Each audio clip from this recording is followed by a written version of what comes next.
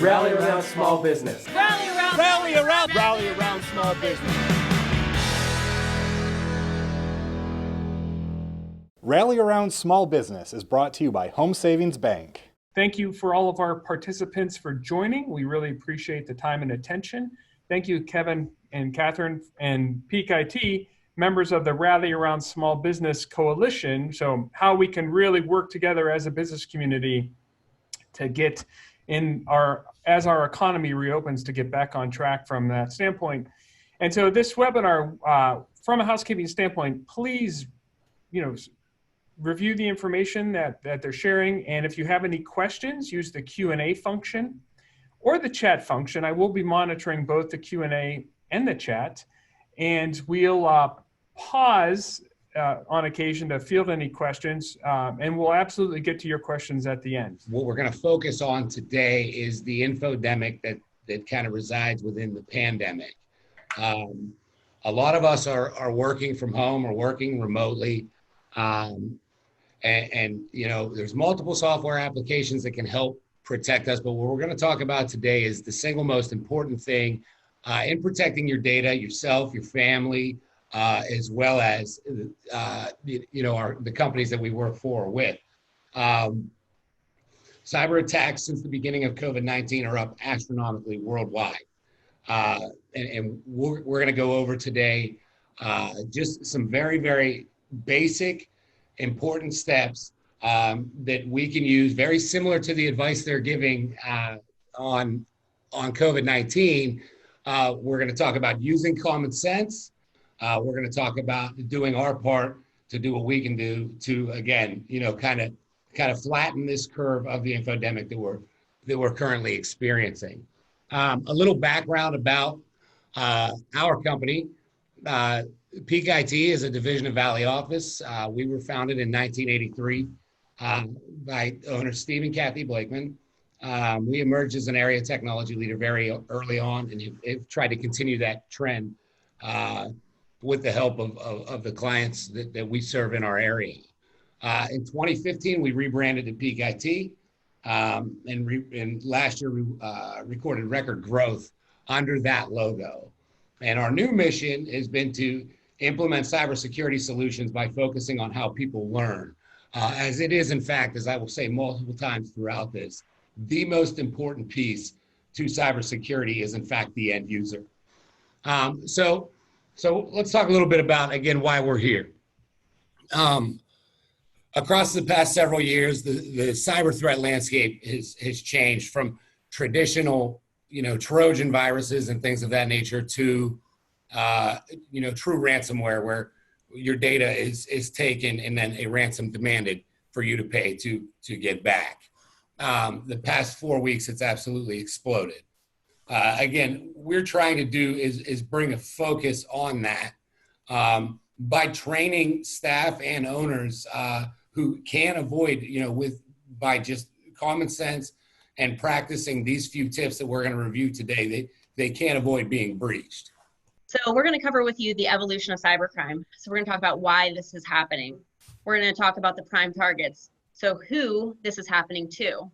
We're going to talk to you guys about the threat vectors, about how the bad guys get into your network. We're going to talk about your role. So what you can do to protect yourself, your family, your company, your employer. And we're also going to talk about resources. So where can you go to learn more? And again, Kevin and I will be available at the end of the presentation to answer any questions, or if you have questions throughout, just drop them in the comment box and we'll get to them. So let's get started with the evolution of cybercrime. Kevin's going to share a little bit about why this is happening. So the way that this is initiated was really through online payment systems. The dark net was established during war times for a way to hide information that you actually needed the credentials to get into. Catherine, can you move that slide for me, please? Thank you. So we're all familiar with Bitcoin. We all wish we would have bought stock. And for those who did, congratulations. Yeah, I bought it the wrong time, Kevin. I was late to that party myself. And in your defense, I do this every day. So they created this network It acts as almost like an invisible freeway. Most of us will never experience it. But what has happened was it was then penetrated through cyber criminals and used as basically a malicious marketplace, for lack of a better term. It was labeled in the very beginning as the Amazon for body parts, and that is a true statement. It's essentially what we're talking about, and what we're talking about avoiding today is an entire ecosystem of illicit job recruitment, where you will see as we go through this, it really is, it's wild what's out there and what's happening. So with Bitcoin as the cryptocurrency, there's two types of crypto mining attacks that have been making the rounds since 2018. The most popular is crypto mining. Basically, it's when a piece of malicious software is placed in an email, you open it, or it loads up, and you have no idea it's there. It may drag your PC down a little bit. It may act slow, but as it becomes more and more sophisticated, it's harder to detect. We've spoke about this before. I talk about it a lot. The average length of time between 0 day and when you know you have a piece of ransomware on your network, and when they're demanding money and you can't get your files, there's 187 days. I've seen out to 224, but 187 is the number I see the most. That being said, the things that we do today, the things that we're going to talk about today, the things that I'm going to encourage you to implement in your day-to-day practices will prevent that. Things that are happening at our homes while we're working and that we don't know because of an email that came in could affect our entire company or team months from now. So with that said, Catherine, why don't you explain a little bit about the different layers of the web to our audience, please? Okay, so the graphic that you're seeing here is an iceberg, right? So like an iceberg, what you see on the surface is not necessarily what lies beneath, right? So of the World Wide Web, the vast World Wide Web, all that we can see is actually 4%. So your Yahoo, your Google, your Facebook, your Instagram, 4% of the internet. So what lies below is the deep and the dark web. Now the deep web is not a bad place at all. It actually houses highly sensitive information that most people aren't capable of accessing unless they have the proper permissions. So the deep web actually houses things like your financial records, medical records, legal documents, academic records. Now what happens with the dark web is that is where the stolen credentials are being bought and sold. So I would like to make note that the graphic on the right, you see 19 minutes, right? So 19 minutes is all it takes for hackers to infiltrate and breach your network. So literally in less time that we're going to talk on our webinar today, your data and your network could already have been breached. So if you'll move to the next slide, you'll see here an online shopping cart. So kind of like the dark web version of Amazon, if you will. So you can actually, well, we can't, but cyber criminals can go online and take your stolen credentials, your stolen credit card information, and they can online shop for drug paraphernalia, high-end stolen artifacts, weapons, information, forgeries, and other illicit things as well. So again, if you could move ahead to the next slide. You'll see here, this is actually a cybercrime price list. So each individual job, so to speak, has a different payout. It has a different reward for these cyber criminals. So, I mean, if you look here on the right, the price list, some things aren't as expensive as you think they would be. So if somebody steals your social security number, really what they're making $3, right? Not really a big deal, so it seems, but this is their job. They do this every day, all day long, and they're constantly stealing people's information. So if they steal your email account, that's worth $100 to them. Social media account, another $100. You can see how this can add up very, very quickly depending on how much information they steal and what level of, what it's worth really on the dark web. So go ahead and move forward. So prime targets. So who do you think this is happening to? Do you think it's small businesses? Do you think it's medium-sized businesses? Is it large corporations? Small businesses are the prime targets. So why? Why are small businesses the prime targets? Well, the main reason is because most small businesses only spend about 10% of their annual budget on IT, and that includes support. So what we see in our demographic is that small businesses simply just cannot afford a $40,000 firewall. They cannot afford an individual on staff who is solely dedicated to IT. That being said, in everyday travels, I live in Western PA and I work in Eastern Ohio and cover Western PA as well. But when I stop into companies and I say, I talk about IT and I talk about cybersecurity, and they say, oh yeah, we have an IT guy. I'm like, oh, that's cool. Who do you work with? Well, it's Johnny over in accounting. He's really good with computers. So whenever we have an issue, we just go get him and he can fix it for us. And if not, then we just call somebody. Well, that's not really going to help you out when it comes to cybersecurity. Another thing that I run across a lot when I'm talking to people, again, we live in the Rust Belt, and a lot of people, their mentality is, well, if it ain't broke, don't fix it, right?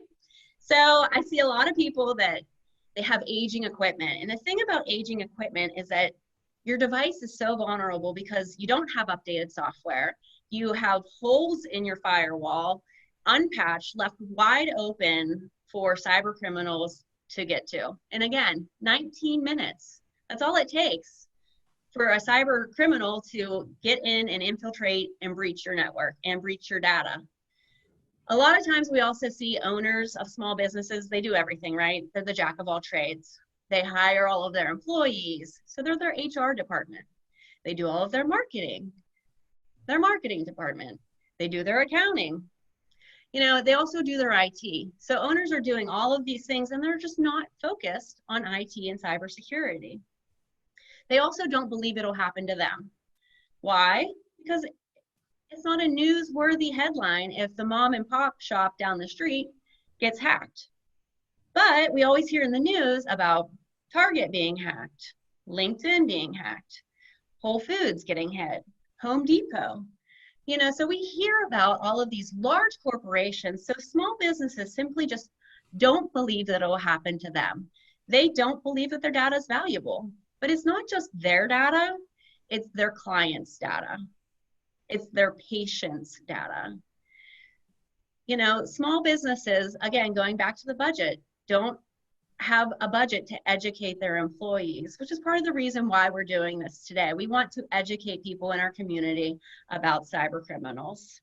So really in this age of digital transformation, we have seen cybercrime quickly becoming the fastest growing form of criminal activity. And like Kevin said, since the onset of the coronavirus, we have seen these numbers of cybercrimes just skyrocket.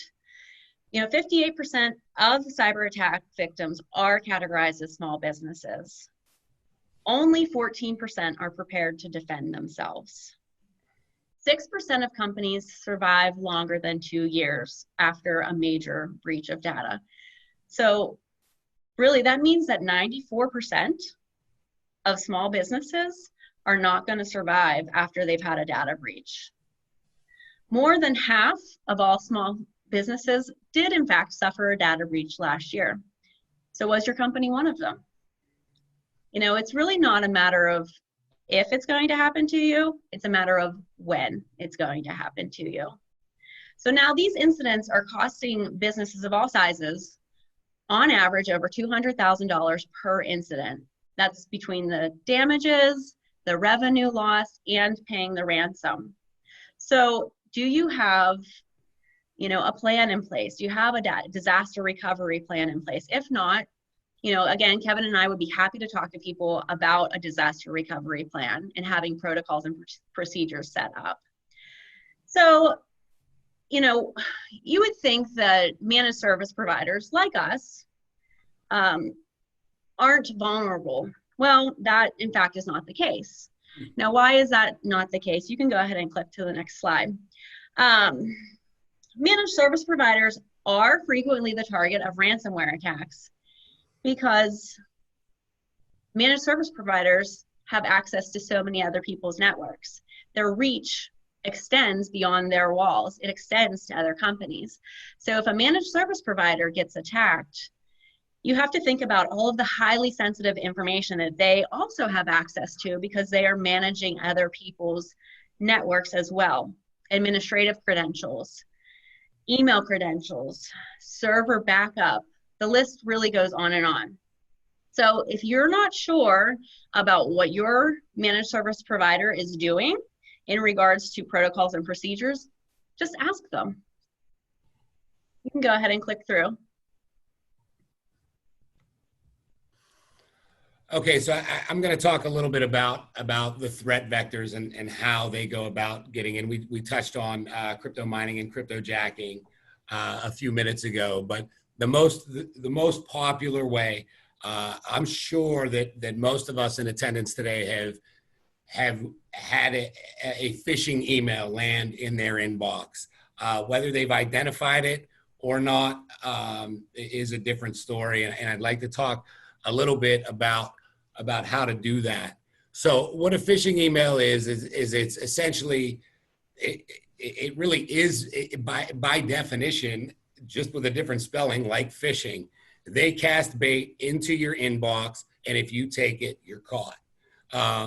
So it's a fraudulent practice. We've all seen it. And then you inadvertently download a file that you think came from somebody that you know or trust or do business with. And the next thing you know, your entire network is locked up or encrypted.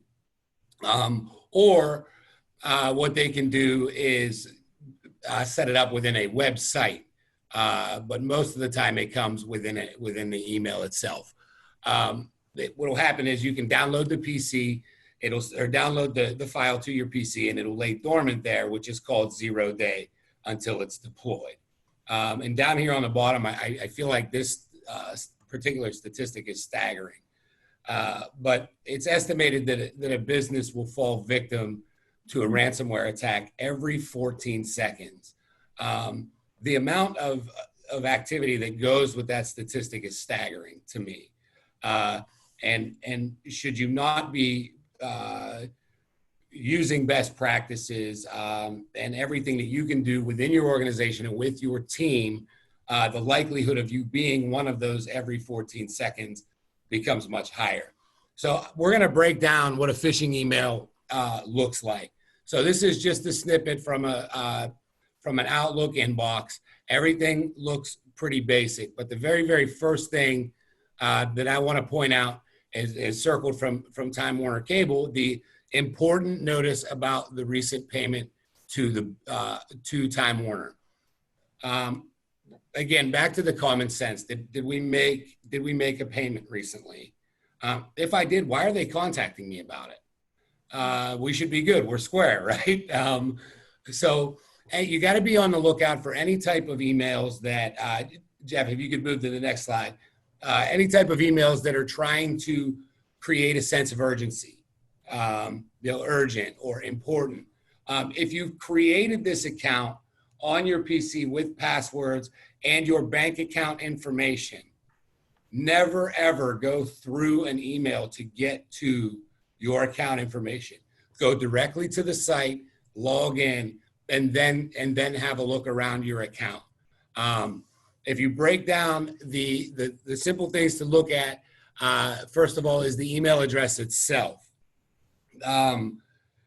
You can click on the descriptive name, which is Time Warner Cable, and you can see that it's Time Warner Cable at email.timewarner. Guys, that is a red flag right away. Second thing is their logo. Their logo is miscolored. Now, I don't expect, nor do I myself, know what everybody's logo looks like. I just don't have that kind of time. But what I do notice within this is that email and the fact that they're asking for something urgent. Again, I create this account on my own. I log in on my own. If my bank account is connected to this, or my credit card or debit card, or however you go about it, is connected to this particular vendor, I want to log into that account before I click on a link that they're providing me. So what are the signs of phishing, or excuse me, moving forward to social engineering? Catherine, I apologize. My slide duplicated on accident. That's okay. So social engineering, the most basic way that I explain social engineering to people is that it is when a cyber criminal watches you online and recreates an online profile or account that is just a copy of you. So what they do, like I said, they watch you online and then they steal your information, whether it be from social media or a business networking site, like you can see here, a snippet of LinkedIn, or even an email profile. So social engineering attacks are very specific, very targeted attacks on individuals and companies. They know who they're going to go after, right? They know exactly what they want to do. And according to Cybersecurity Ventures, they actually predict that cyber crimes will cost the world $6 trillion annually by 2021. That's next year. So you can go ahead and click. Go ahead and click through this a little bit. So according to the Department of Homeland Security, they've actually been seeing a growing use of COVID-19 related themes, used in email scams and in phishing scams. So these cyber criminals are actually targeting individuals because a lot of people are working from home right now, right? I mean, I would assume that a lot of people are sitting in their home offices watching this webinar right now. So when people are working at home and they're on their home networks, their security isn't as strong as it would be in their office. So these cyber criminals are creating phishing emails that have COVID-19 or coronavirus as a theme to the email. And just by, human nature and curiosity to, catch up on the news or learn more about, the biggest topic on everybody's mind right now, people are clicking on these emails and not even realizing that it's a phishing scam. Go ahead and click through one more time. We're also seeing that hospitals and healthcare organizations all across the world have recently been affected by ransomware incidents as well. So moving forward, how exactly do the hackers steal your information? Well, quite frankly, you give it to them. So I know that everybody's at home and a lot of people are bored right now. And I've seen a lot of surveys on social media sites, on Facebook. I've seen a lot of people posting their senior picture from when they graduated from high school. So what people don't realize is that when you're answering questions on a survey or posting pictures of your dog for National Pet Day on Instagram, these, when you're answering questions like, what's your favorite holiday? What's your favorite football team? What was the name of the house that you grew up in? What's your high school mascot? These questions are actually common answers to security questions for banking information, for your Verizon account. For a lot of accounts, people use very common answers like this. And now they're filling out surveys and they're telling the cyber criminals exactly what their answers are. So again, going back to common sense, what do we suggest? Well, number one, don't accept friend requests from people that you don't know. Don't fill out surveys that share your personal information about your favorite things. Don't give out personal information like your social security number, your banking information, or any type of passwords, especially over the phone from a tech support call. Trust me, tech support people aren't going to be reaching out to you. Yeah, Microsoft is not calling you for your account information. No. Either give it to them on the website or they don't care. They're doing fine. Right. So again, like Kevin was saying, don't click on links through emails. If you get an email from a company that you utilize, go directly to that source website and put in your login information and password. That being said, mobile devices are also fair game. Laptops, tablets, your smartphone. smartwatches even. A lot of people are now storing their banking information on such devices, right? It's convenient, just swipe your phone and pay and go.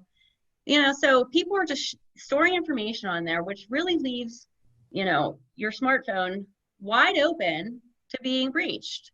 If you want to go ahead and click through, we're going to see some articles, some snippets of articles, and I knew they do go back a little bit. So in 2015, we saw that there were 39% of apps that were infected before they were ever even downloaded.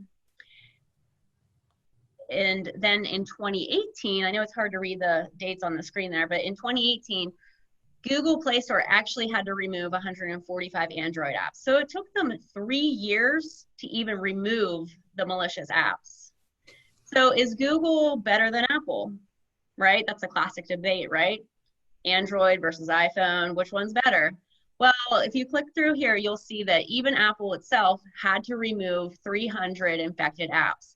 And just in 2019, 25 malicious apps with 2.1 million downloads were also infected. So Macs are also fair game. People always say, oh, I have a Mac, it's safer, right? Well, I mean, like 15 to 20 years ago, yeah, it was safer because nobody really owned Macs 15 to 20 years ago. So quite frankly, hackers just weren't even writing code geared towards Macs. But now Macs are way more affordable. It's really trendy to have a Mac, right? So more and more people are buying them. And if you want to click again, you're going to see that Apple itself just last week came out and said that their iPhone was at risk of being hacked through their email app. And that was literally on April 24th. So you want to click through? So moving along here, we're gonna start moving into what our or your role is in protecting your data, your company data, and realistically your family's data as well. According to, and I mentioned this in the Jeff in the teaser with regards to the FBI. The FBI states that the most important thing a company can do to protect themselves from ransomware is to educate their users and create that culture of cyber awareness and cyber attack prevention, cyber security. Again, there's a lot of different softwares out there. I don't believe that traditional antivirus is enough anymore. I really don't. There are some other software applications that I believe should augment that. I believe very strongly in that. But again, above me, and guys that are way smarter than me in the FBI state that the number one thing that we can do is train our users. And a simple suggestion for this is password management. In my time in the field, that is the area where we as a society miss the most. I don't know out of everybody that's tuned in here today, but I am sure there is one of us that has their password on a Post-it under their keyboard. We see it all the time. We also see a lot of the don't do's. Jeff, if you could move the slide for me, please. As Catherine was talking about in social engineering, we share a lot of our sensitive information that we double over as password information, spouse's name, kid's name, where we went to school, our alma mater, all of these things. We use these for passwords. Why? It's easy to remember, right? But just to give it, for instance, as it's a very trending thing on social media, and I don't necessarily understand why, but a lot of people are doing it.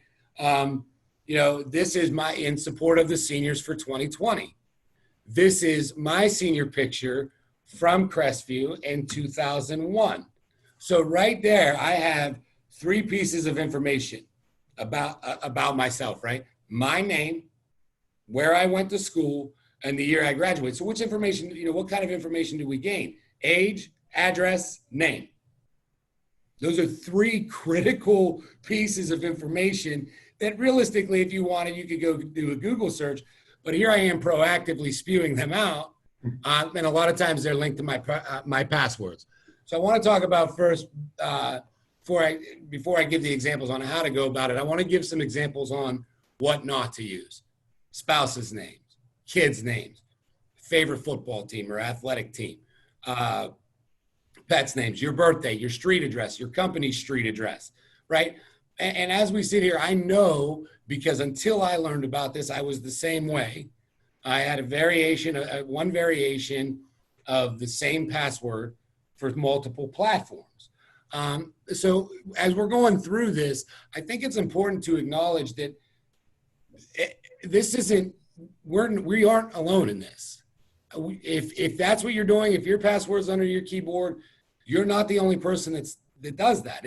These are common things that we see every day, and just simple adjustments that we can make.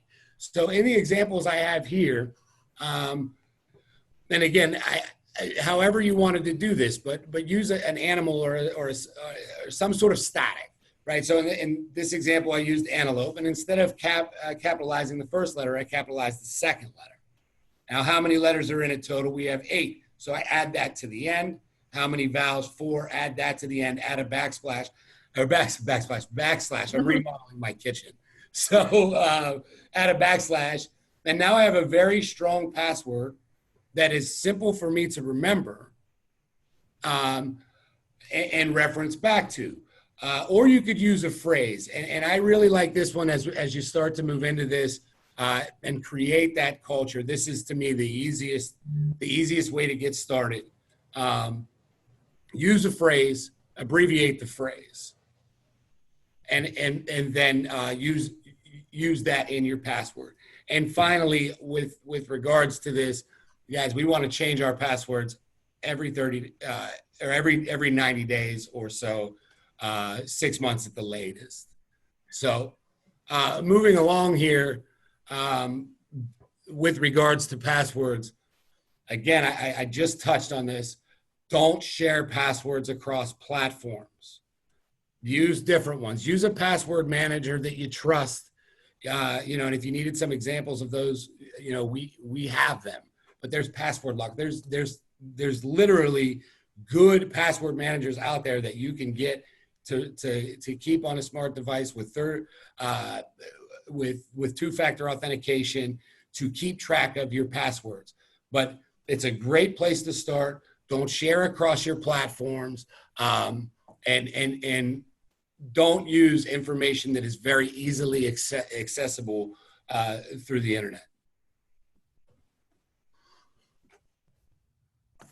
So as we go, I'm sorry, Catherine, go ahead. That's okay. So how do you guys think you've been doing so far? Well, we actually run dark web scans, complimentary dark web scans for companies.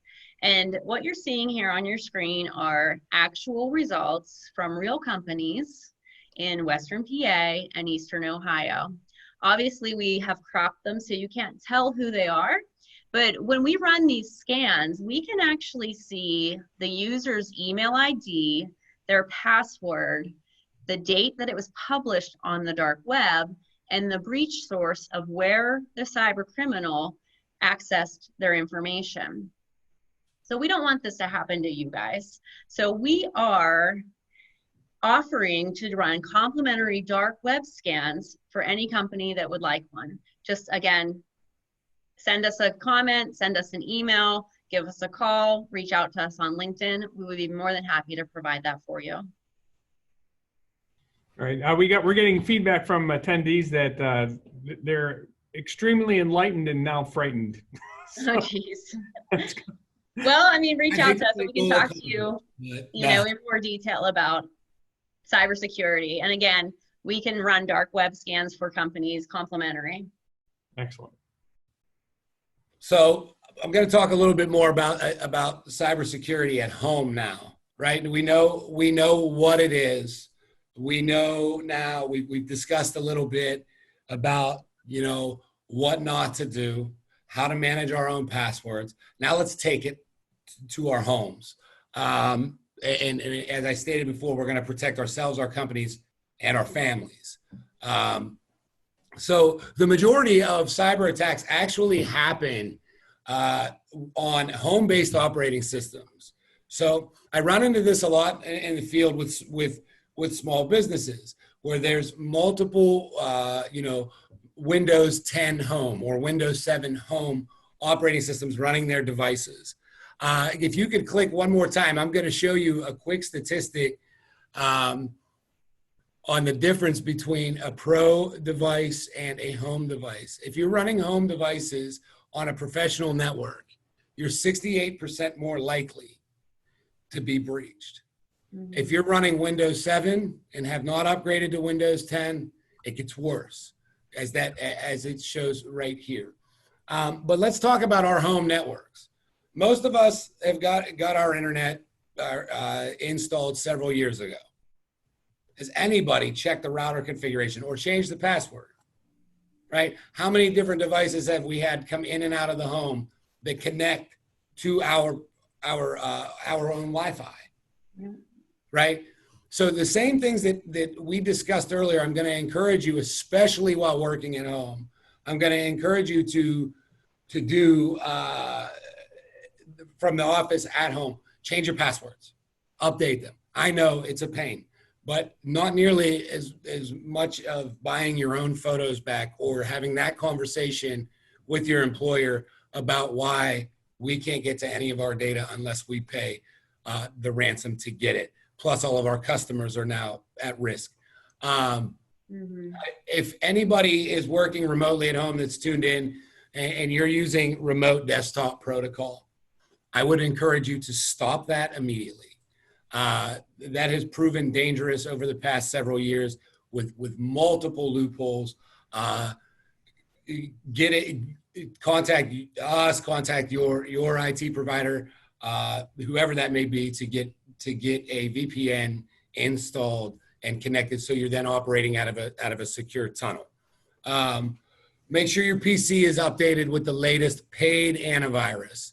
I don't mean to sit here and ramble, guys, but free antivirus in most cases, in some cases, should I say, in most cases that I've encountered, because it's typically the same one, is simply spyware. I don't know if you've ever seen that information. I would imagine most people don't read about this stuff as much as I do. I don't know how I got here, but here I am. And so what it's doing is, a lot of times they're partnered up with a marketing firm. So they'll provide basic antivirus, but in the meantime, they're going to watch where you go so they can share it with vendors to attract things that you're interested in, so they can then attempt to sell you their product. Make sure you got your updates turned on at home. It's important. Spot check them. It's something that we all have to do. If you are using a VPN, disconnect when you're done working. A lot of us have kids who are also working from home and sharing the same network. We don't want to leave that gate open in any way, shape, or form. Restart your computer at least once a week. It's also very important.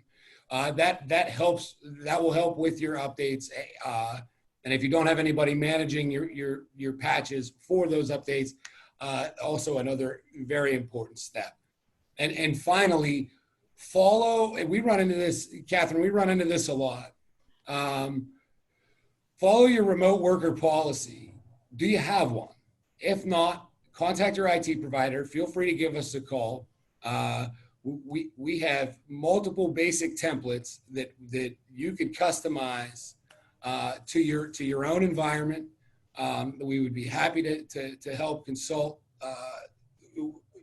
with regards to that as well. I mean, we have a lot of those business continuity plans. If we ever run into a situation like this again, what do we do? Who's our most critical user? Things of that nature. But these are some basic things that you can do. And finally, the last thing that I'll add with this is make sure you're using a dedicated device. For instance, my children share a laptop. I have a dedicated laptop for work. So they don't get on my laptop. This way they can't get into my emails. again, back to firewalls and software, phishing emails still land in my inbox. It happens. And the last thing that I need or my employer needs is my daughter to open to open a file that locks my whole company up. So create that boundary. And then Catherine has some more simple, basic tips to kind of create that mentality, that professional mentality while working at home. Mm-hmm. So like Kevin was talking about, I'm going to expand on a little bit, just some really simple tips on what you can do while you're working at home during COVID-19. So, have a designated workspace, or if you can, a home office, especially if you have a spouse who's also working from home and or children that are, doing cyber school, especially when everybody's all working at the same time. You want to have a defined workspace in a separate area, set up a desk and a comfortable chair. Obviously, it's best if it's in natural sunlight. Get dressed for work every day. So get up every morning, get dressed for work, dress for success, because it triggers you to start your work day and it puts you in the right mindset to getting your tasks accomplished. Now, you don't necessarily need to dress up as formally as you would for being in the office, but just don't stay in your pajamas all day long.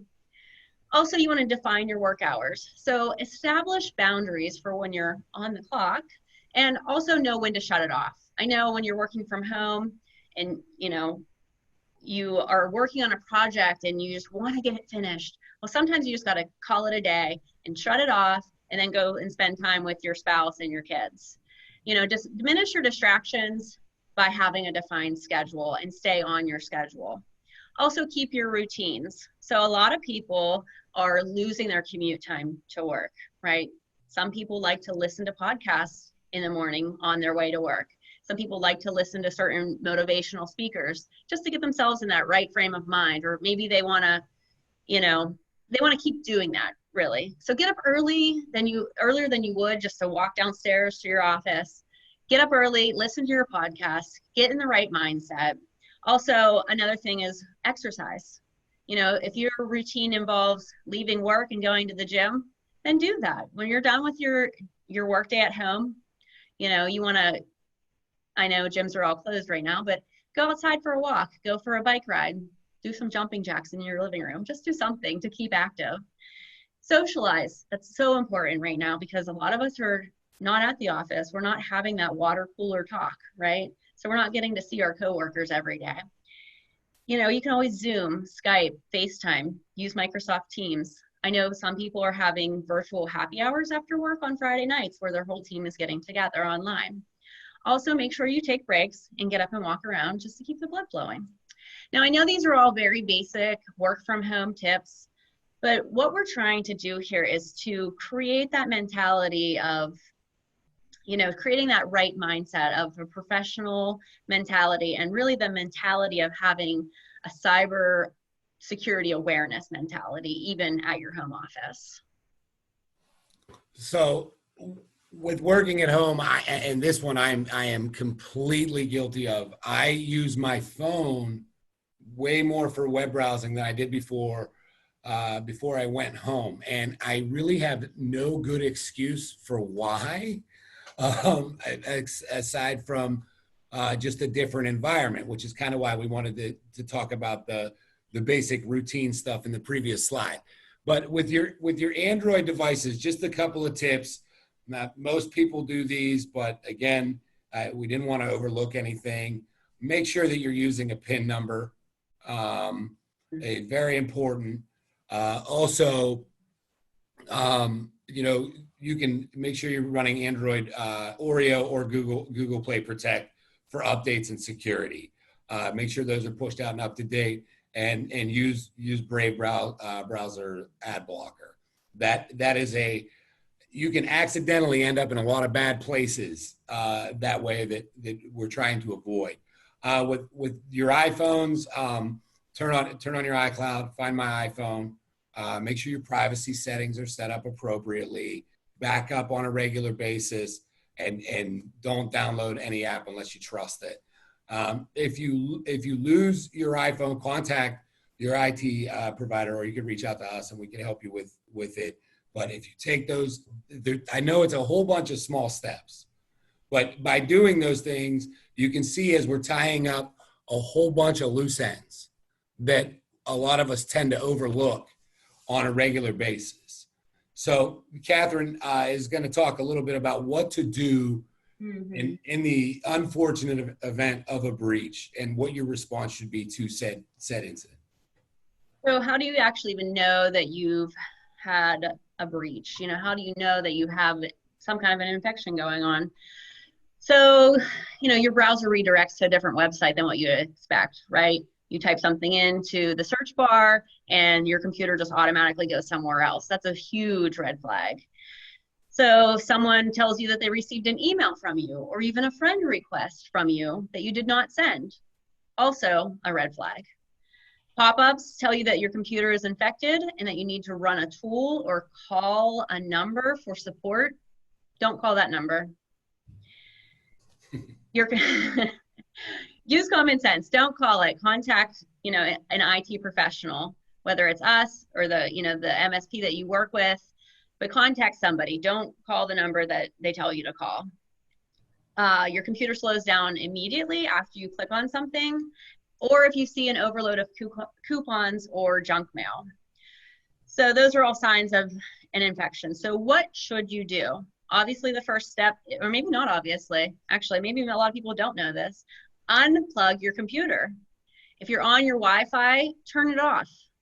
Also, take a picture of the website redirect, or if there's a pop-up that seems suspicious, take a picture of it, and then contact an IT professional like us, or you know, the IT company that you work with, and let them know about it so they can help you out and they can advise you on how to handle it.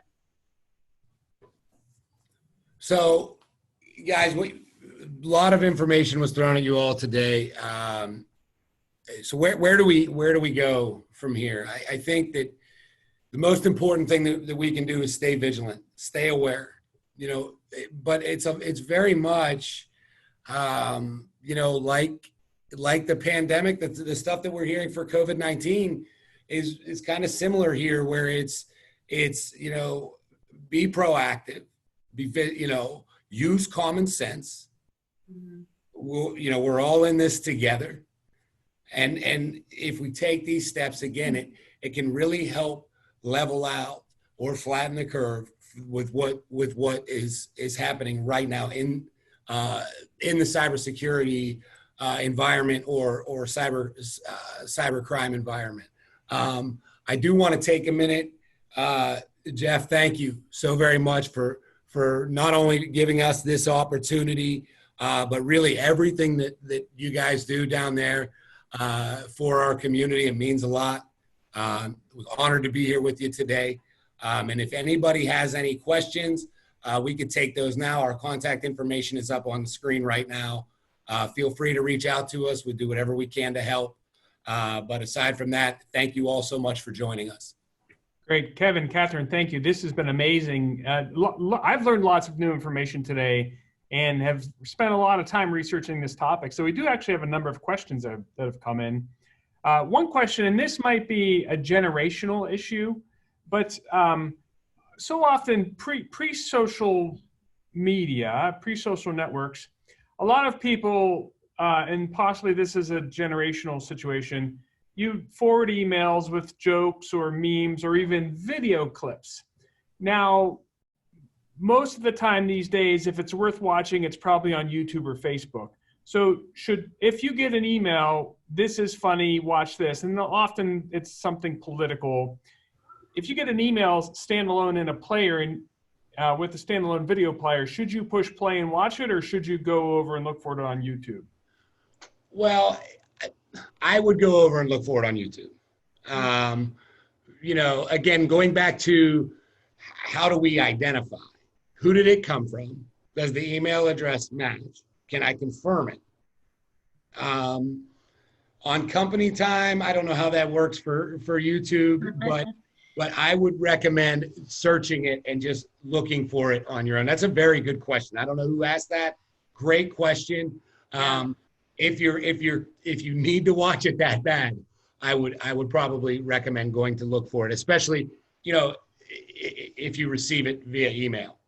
Right. Because often these are forwarded from family member to family member or friend to friend. And, it's from, Aunt Barb. Well, Aunt Barb could have gotten hacked. That's right? exactly right. Yeah. That's exactly right. It may not actually be Aunt Barb. It just may be somebody pretending to be Aunt Barb. Right. And then also what's interesting is the another question around social media and Facebook and those surveys, everyone passing the time with filling out surveys.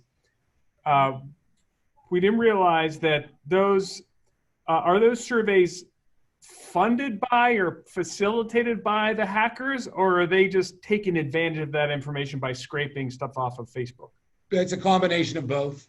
I would think about this for a second. How many times on your social media feed have you see a don't accept a friend request from me, I've been hacked? When you know 2 days ago that this particular individual was sharing what type of, what color scale she would have if she was a mermaid. You know what I mean? It's like these obscure, I get it, we're bored. I understand those things.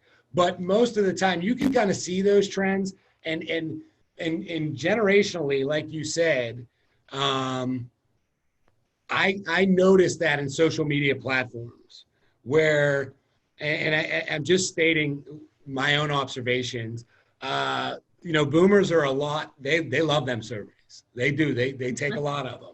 Okay, boomer. Yeah. So, you're divulging a lot of personal information there just to share with a few hundred people that you may or may not be friends with, who you would be if you were a celebrity. Not that important. Let's protect ourselves. And I mean, if you really wanted to do that much, just pick one and post it. Right. So, Good advice.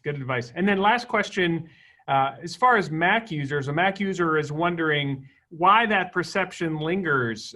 Because I've heard that a lot too. Oh, I have a Mac, I'm fine. Is that because it used to be such a closed environment? Yeah, Catherine, do you want to take this one or would you like me to? Oh yeah, I mean, I hear that all the time. People are like, oh, I have a Mac, I'm fine. Macs never get hacked.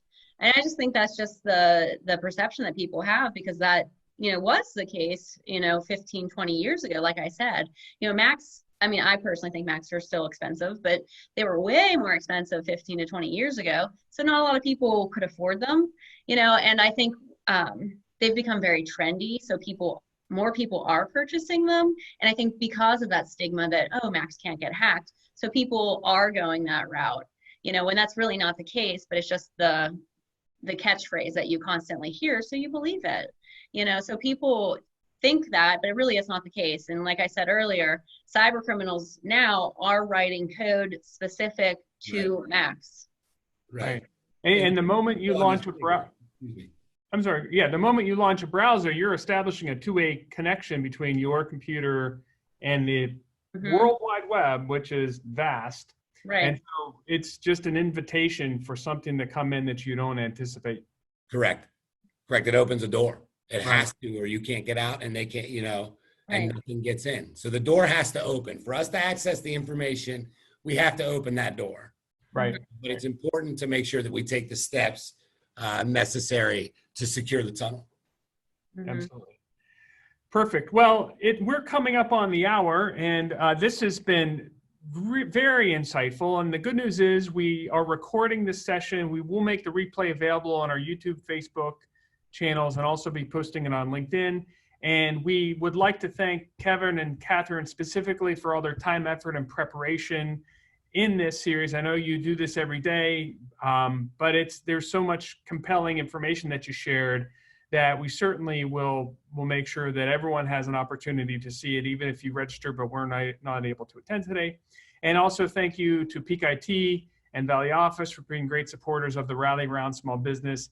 And as we get back to work and opening up the economy, we're still going to be in this odd situation of some people working from home, some people at the office, and just that's our next normal that we have to deal with. And so encouraging everyone to really, Kevin, as you said days ago, it's the culture of security and the culture of common sense that you have to push through your organization, because it can happen to you, right? It literally can happen to anybody. So there's no one immune to this, right? That's correct. That's correct. Okay. Well, that's, and the individual questions we got, we will follow up with those directly individually. But once again, thank you very much. Really enjoyed the conversation and the insights that you shared today. And we will talk to you again soon. And I hope you, everyone stays safe out there. Rally around small business. Rally around small business. Rally Around Small Business is brought to you by Home Savings Bank.